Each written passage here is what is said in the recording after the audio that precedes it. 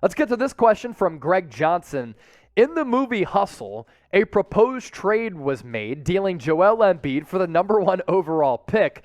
Do you think the Sixers would ever actually do that? Bo Cruz gets buckets, by the way. Let me say this about Hustle. As a guy who grew up in the Philadelphia area, I think aesthetically, it was shot great with some really good sights and sounds around the Philadelphia area. That's point number 1. Point number 2, sports movies are hard to make, and I thought that Adam Sandler did a great job in producing Hustle and making it actually look realistic. Now, he was able to do that because Juan Hernangomez was actually a really good actor, and he was also a really good basketball player because he is an NBA player. Anthony Edwards playing the role as villain I thought was fantastic. The fact that the Sixers gave Adam Sandler and his crew all of the access that they needed with their practice facility in Camden, as well as the Wells Fargo Center in South Philadelphia, was a nice little touch as well.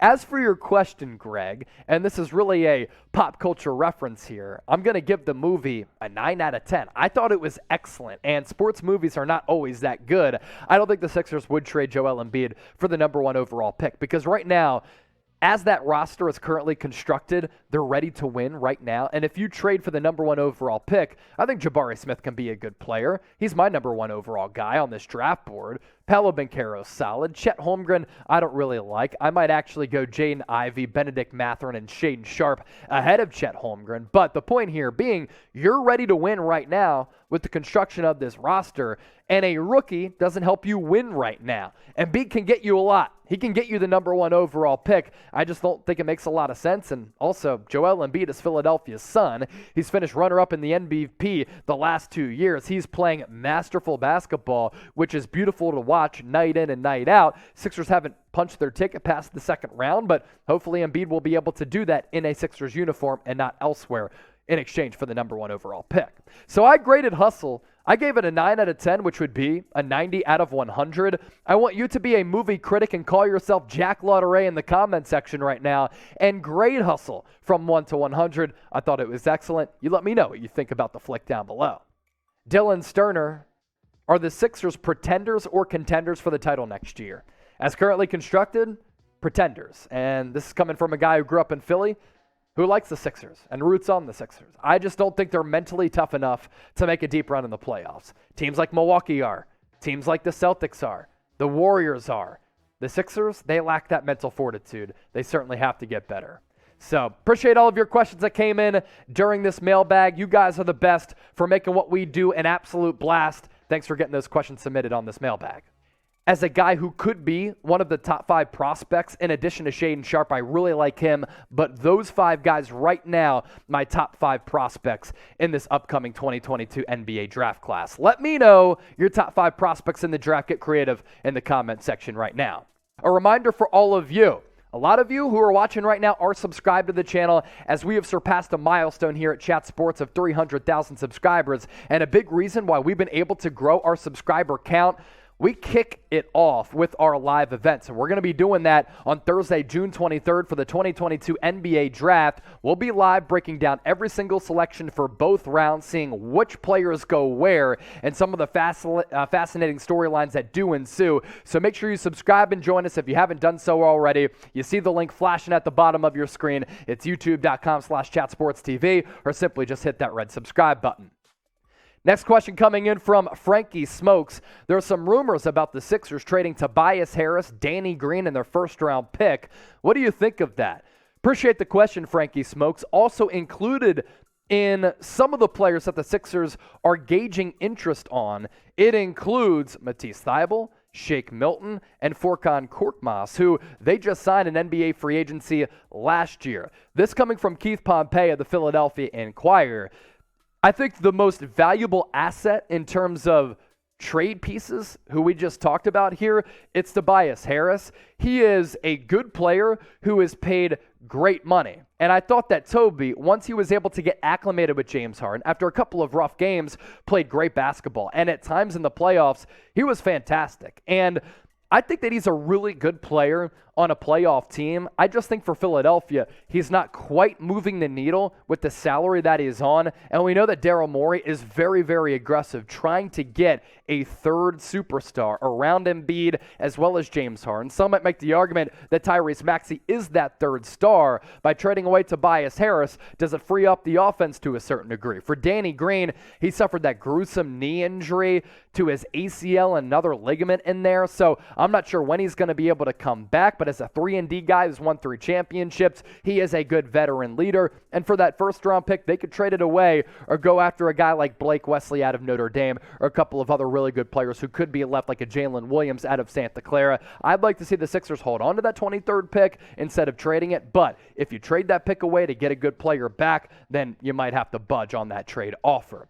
Today's show presented to you by our friends at Fanatics. Right now, NBA jerseys are on sale if you go to chatsports.com/NBA jerseys. And I know nowadays I'm hanging out a lot by the pool. I've been rocking a couple of old school Philadelphia 76ers Iverson jerseys.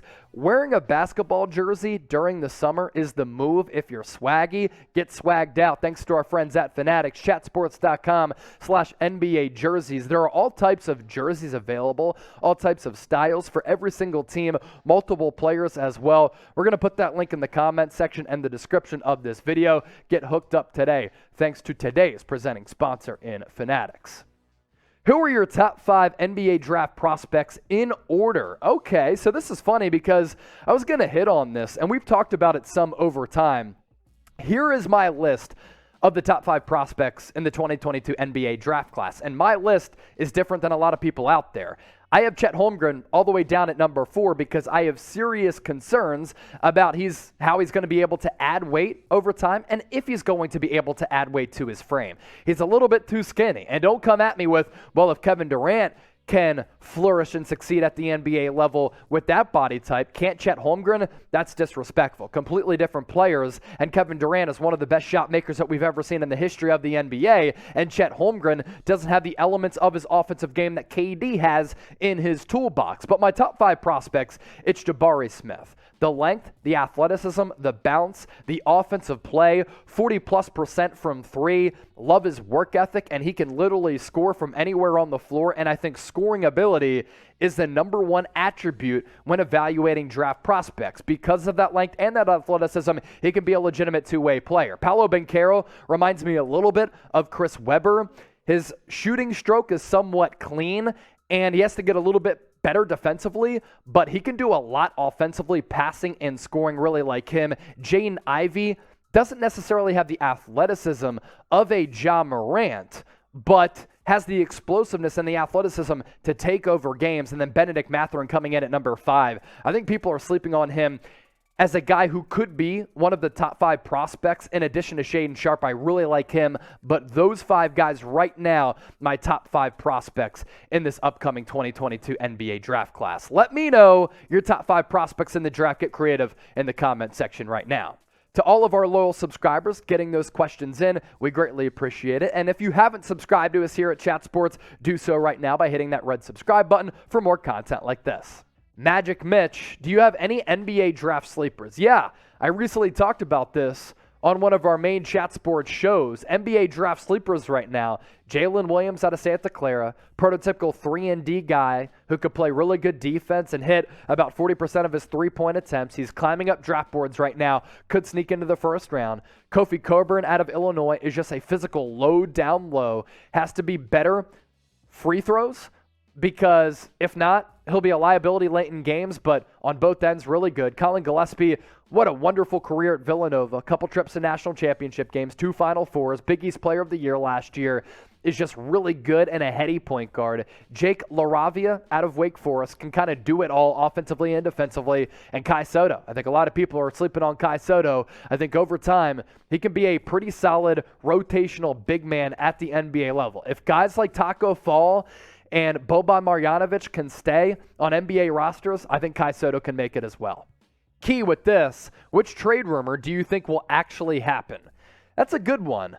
I think DeAndre Ayton is going to leave the Phoenix Suns, and I think that he is going to get traded, and I think it's going to be a sign and trade. I don't think that DeAndre Ayton is going to be allowed to leave by the Phoenix Suns for nothing as a former number 1 overall pick, so I do think he gets dealt somewhere to a team that needs a center, like the Dallas Mavericks, maybe the Charlotte Hornets, Portland Trail Blazers, a sneaky team out there as well.